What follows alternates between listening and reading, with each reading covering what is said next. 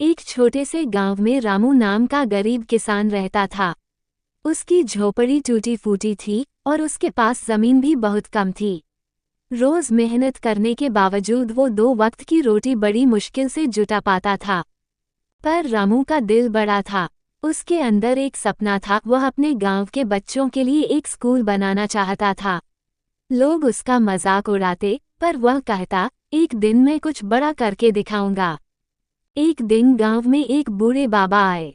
उन्होंने रामू से कहा, उत्तर के घने जंगलों में एक गुफा है जहां एक प्राचीन खजाना छिपा है, लेकिन वहां पहुंचना आसान नहीं। रास्ते में कई मुसीबतें हैं।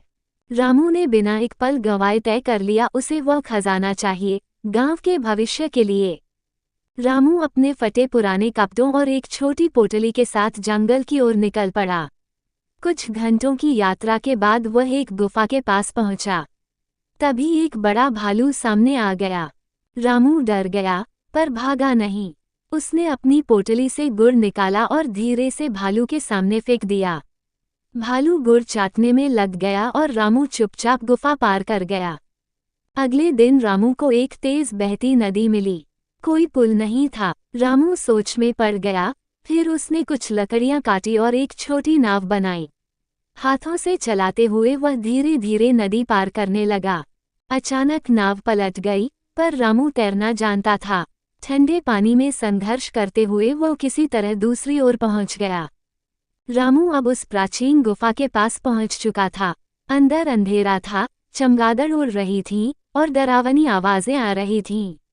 पर रामू ने हार नहीं मानी। उसने एक लकड़ी जलाई और हिम्मत से अंदर गया। गुफा के आखिरी कोने में एक पत्थर की संदूक पड़ी थी। रामू ने उसे खोला। अंदर सोने की मूर्तियां, रत्न और एक पुराना नक्शा था। रामू खजाना लेकर वापस गांव लौटा।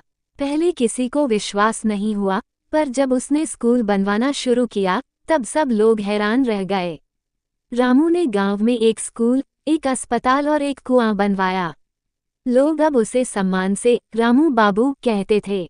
रामू ने अपने जीवन से एक बात साबित कर दी, अगर इरादा नेक हो और दिल में जुनून हो तो कोई भी गरीब आदमी दुनिया बदल सकता है।